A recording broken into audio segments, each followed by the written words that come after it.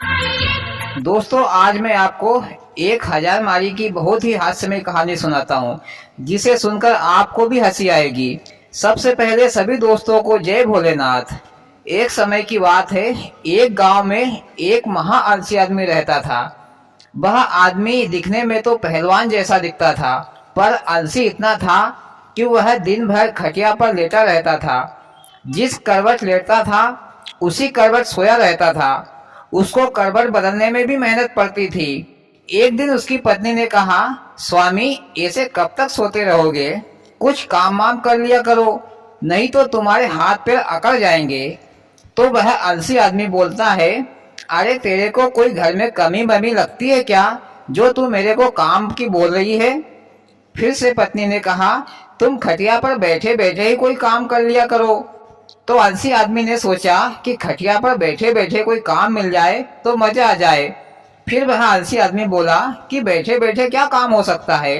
फिर पत्नी घर के अंदर गई और घर के अंदर से चाकू और सब्जियां लेकर आलसी आदमी के पास रख दी और कहा कि बैठे बैठे कम से कम सब्जियां ही काट दिया करो। फिर पत्नी अपने काम में लग गई। इधर आलसी आदमी ने सब्जियों पर ध्यान ही नहीं दिया और वह आलसी आदमी बैठे बैठे मक्खियां मारने लगा।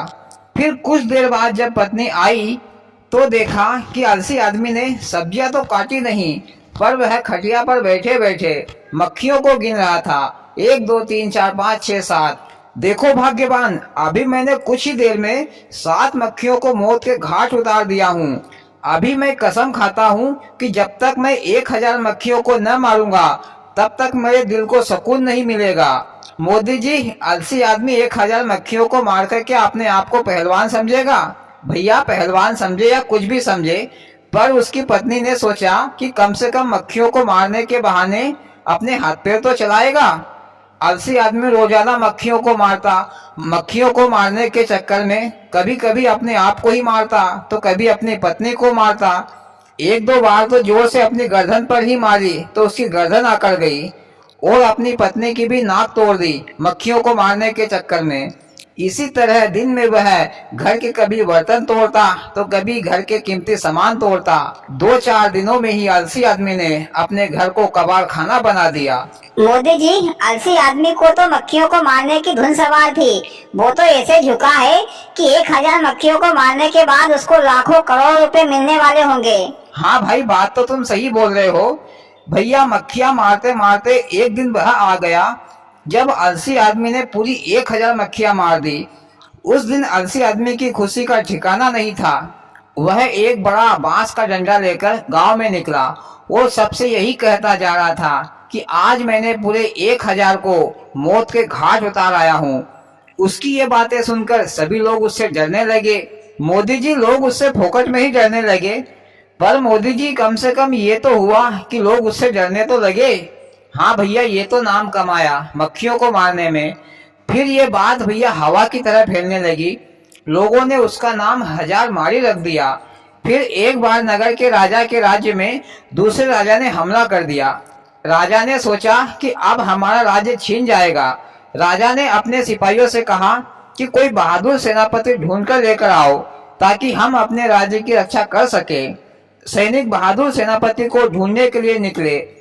उन दिनों हजार मारी का नाम हर आदमी की जुबान पर था।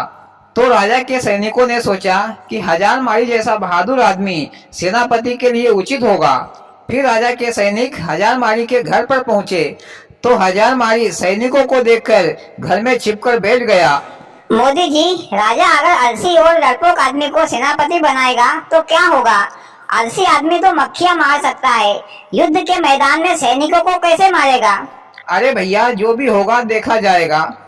फिर हजार मारी ने अपनी पत्नी से बात की तो पता चला कि सैनिक उसे सेनापति बनाने के लिए ले जाने के लिए आए हैं। फिर सैनिकों ने हजार मारी को राजा के पास पेश किया।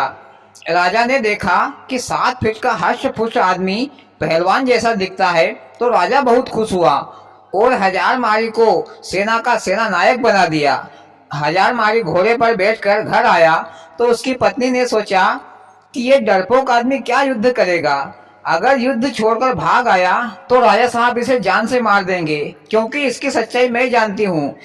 फिर हजार मारी की पत्नी ने एक मजबूत रस्सी से हजारमारी को घोड़े से बांध दिया। तो हजारमारी ने पूछा कि मुझे रस्सी से क्यों बांधा है? तो पत्नी ने कहा कि स्वामी, तुम युद्ध में घोड़े से ना उतरो, इसलिए। तुम्हारा क्या भरोसा, तुम पैदल ही दुश्मनों को मारने के लिए चल दो। फिर हजारमारी घोड़े से बंधा हुआ राज दरबार में आ गया। तो राजा ने देखा कि हजारमारी युद्ध के लिए अपने आप को घोड़े से बांधकर तैयार खड़ा है। राजा ने हजारमारी को एक बड़ी सेना देकर युद्ध के मैदान में भेज दिया। हजारमारी की सेना में हिम्मत आ गई कि हमारा सेनापति हजारमारी है, जो 1000 आदमी को एक ही झटके में मार सकता है। फिर ये खबर दुश्मन सेना को पता चली कि आज हजारमारी युद्ध करने आ रहा है, तो उनका मनोबल टूट गया। बहादुर से बहादुर योद्धा भी हजारमारी के नाम से डर गया। इस तरह दुश्मन सेना की हिम्मत टूट गई, क्योंकि उन्होंने भी सुना था कि हजारमारी हजारों आदमी को मार सकता है। मोदी जी, दुश्मन सेना तो हजारमारी का नाम से ही डरने लगी है। मोदी जी, वो कहावत है ना, जो डर गया सो मर गया। हजारमारी का नाम बिकता था, क्योंकि हजारमारी भपकी देता था। मारे भपकी तो फटे सबकी। हाँ भाई, फिर हजारमारी युद्ध के मैदान में पहुंचा और युद्ध शुरू हुआ।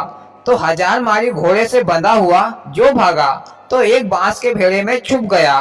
पर हजारमारी की सेना पूरी हिम्मत के साथ लड़ी, क्योंकि उनको हिम्मत थी कि हमारा सेनापति बहादुर है। लेकिन दुश्मन सेना पहले ही डर चुकी थी, इसलिए दुश्मन सेना लड़ाई करते करते भाग खड़ी हुई। इधर हजारमारी की सेना जीत की खुशी में खुश हो रहे थे और अपने सेनापति हजारमारी की जय जयकार कर रहे थे। तो हजारमारी ने सुना कि हम तो जीत गए हैं। तो हजारमारी बांस के भेड़े में से बाहर निकला और धीरे से सेना में शामिल हो गया। हजारमारी की जय जयकार करते हुए सैनिक राजा के पास आए। तो राजा ने हजारमारी को 1000 सोने की मुद्राएं इनाम के तौर पर दी और हजारमारी को मुख्य सेनापति बना दिया। और भैया, कहानी खत्म। वाह मोदी जी, मक्खियों को मारने के कारण ही आज हजारमारी सेना का सेनापति बन गया और सोने की मुद्राएं भी प्राप्त की। ऐसा पहली बार सुना कि मक्खियों को मारने से भी नाम होता है। पर मोदी जी, कहानी बहुत ही मजेदार थी, मजा आ गया। और भाइयों, आपको कैसी लगी मोदी जी की कहानी? अच्छी लगी हो तो प्लीज वीडियो को लाइक और चैनल को सब्सक्राइब करें। भोलेनाथ सबके साथ।